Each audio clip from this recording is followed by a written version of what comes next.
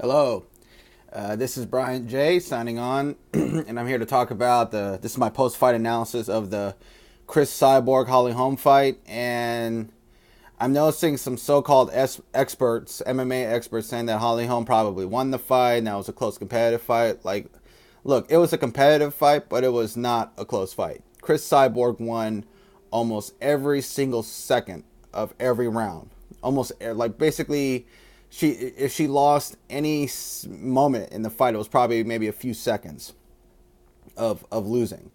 As far as I'm concerned, she won every round. She outlanded Holly Holm in every round. She landed the most total strikes. She landed the most significant strikes. She landed the harder strikes.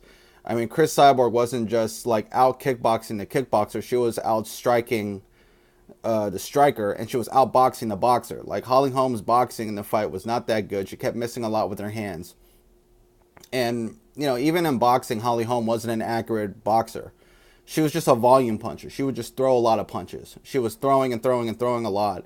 And she'll land a few good solid shots, and she was able to use some head movement and upper body movement to avoid taking a lot of shots. But her boxing in MMA is just not that great. Boxing in MMA is fundamentally different from boxing and boxing.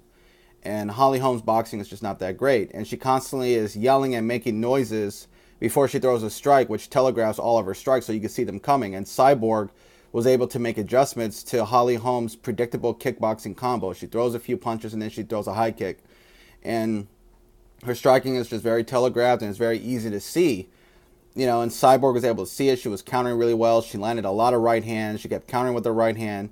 And she was landing the jab, a hard, solid jab, which shocked me. I was surprised at how solid Cris Cyborg's jab was in this fight.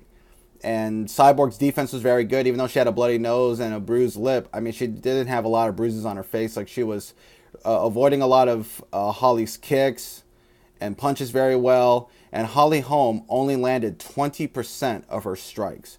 She landed only 20% of her total strikes, which means Cyborg managed to avoid over 80% of Holly Holm's strikes. That's just crazy.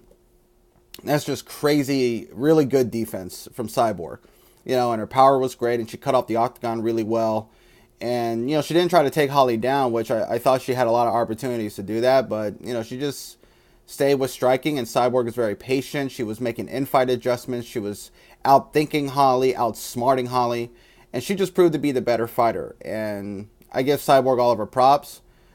She proved a lot of doubters wrong, even though I knew what was going to happen. I kind of predicted how this was going to go with Cyborg because she's more patient now. She takes her time. She doesn't bull rush her opponents anymore, and she's more tactical, and she hits really hard. And, some of you Cyborg haters are just really pathetic, and you just come across as bigots, calling her a man and saying she's on steroids and all this other stuff. Like, look, steroids don't give you those type of skills. I mean, Cyborg is really strong, and yeah, that probably had to do with her abusing steroids in the past and why she has so much muscle mass, but still, even like just her technique with how she throws strikes with so much power is incredible. And you have to give Cyborg credit for that. She dominated this fight. I gave her all 5 rounds. I think 2 of the judges' scorecards were way too close. Like, they were way too generous to Holly Holm. She did not win 2 rounds. At best, she won a round, maybe. But you don't win rounds by getting your opponent against the cage and not doing anything. Holly wasn't doing anything against the cage. And Cyborg just picked her apart and dominated the fight. So I gave Cyborg all 5 rounds. And she's still the UFC featherweight champion of the world. And Happy New Year, everybody. This is Brian J. signing off for now.